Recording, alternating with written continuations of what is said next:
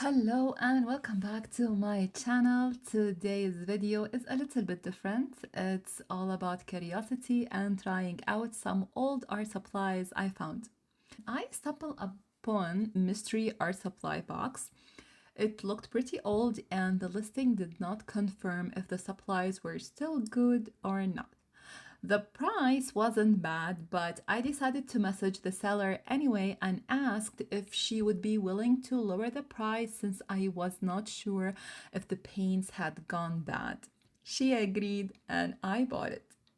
Okay, first up, this giant Tombow eraser is just a big eraser for pencils, and there are not any instruction on the packaging. But for those curious, this extra info is not on the box. I looked it up. So, Tombow Pencil Corporation was founded in Japan 1913, and the eraser says it's made in Korea.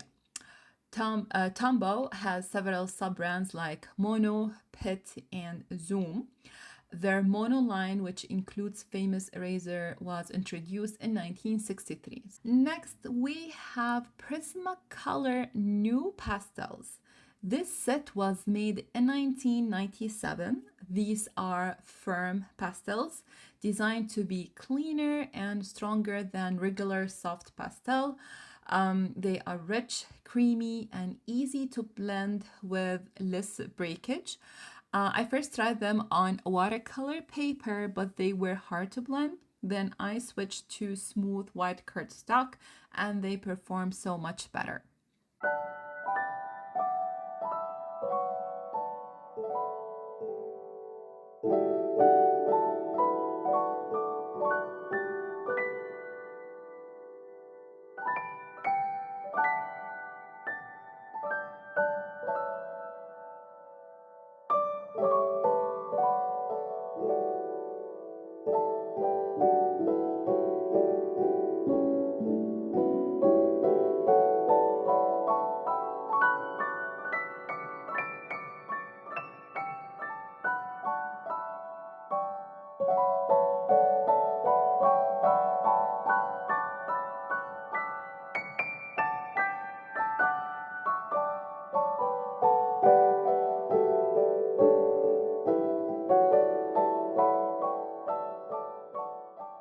Then there is Alphacolor Soft Pastels, a 24 color assortment.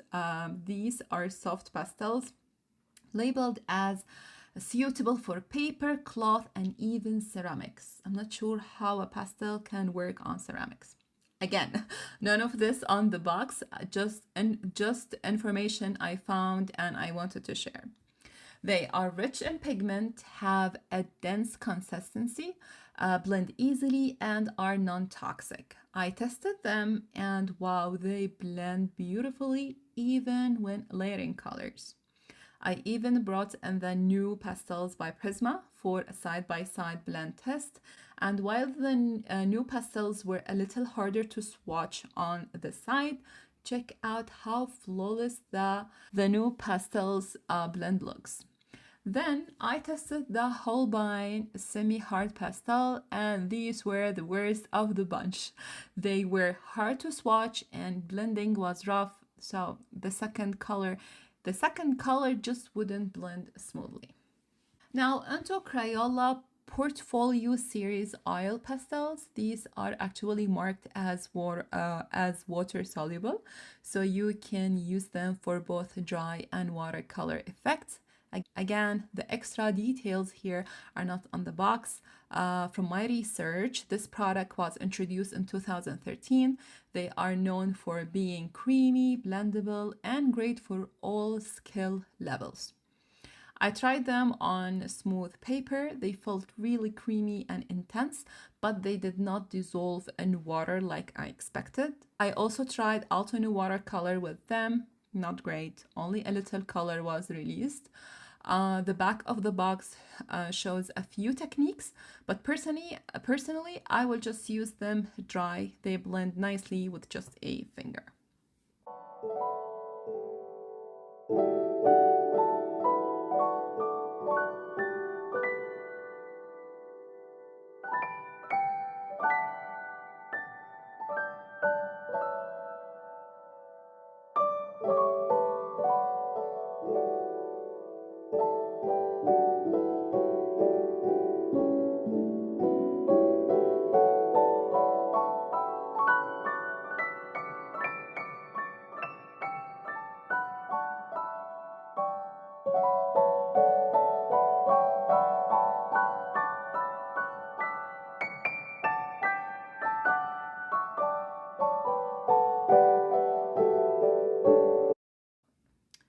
Next up, Sakura Cray-Pas Oil Pastels. Sakura established in Japan 1921 and introduced the first oil pastel Cray-Pas in 1925. None of this again on the packaging, just sharing what I learned. I was so excited to try these, especially with the techniques shown on the back, but honestly, they were terrible. The smell was the worst of all.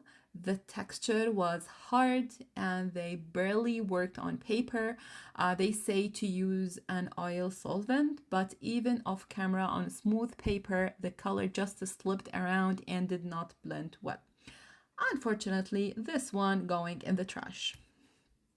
Now moving to something a little bit new, which is Tattered Angel paints, specifically their Glimmer Glaze paints and Shimmer watercolor. This company started in 2009 and it's an American brand. My mixed media journey actually began with their products. And if you would like to hear that story, how I got into crafting during a tough time in my life, I will link it up in the card or at the end of this video. So back to the paints. So Tattered Angel is now part of Canvas Corp brands. Their Shimmer liquid watercolor color line was introduced around mid 2016. These paints are a mix of pigment, mica, and water, giving off, that shimmery we love for all sorts of crafts. So first we have the Glimmer Glaze paint. This is a water-soluble paints with mica particles or mica particles meant to add shimmer and sealing glaze top coat. So depending on the color, you will either get a light transparent layer or bold semi-opaque look. From my test, it doesn't interact with water. It's a little bit heavy on the brush and comes with a brush applicator, which I didn't like. It was flimsy, so I used my own watercolor brush instead. Next is the Shimmer watercolor. It's basically liquid watercolor with a subtle spark, but the shimmer is really hard to see. And finally, Dr. P.H. Martin's Iridescent Accent.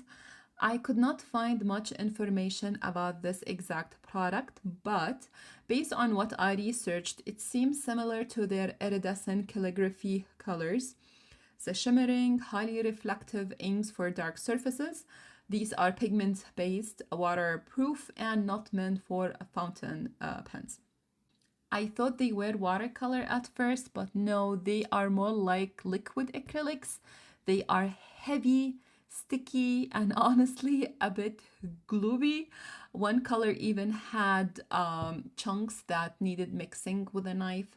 So I'm not sure how to use them yet, but I know I will experiment more with these later.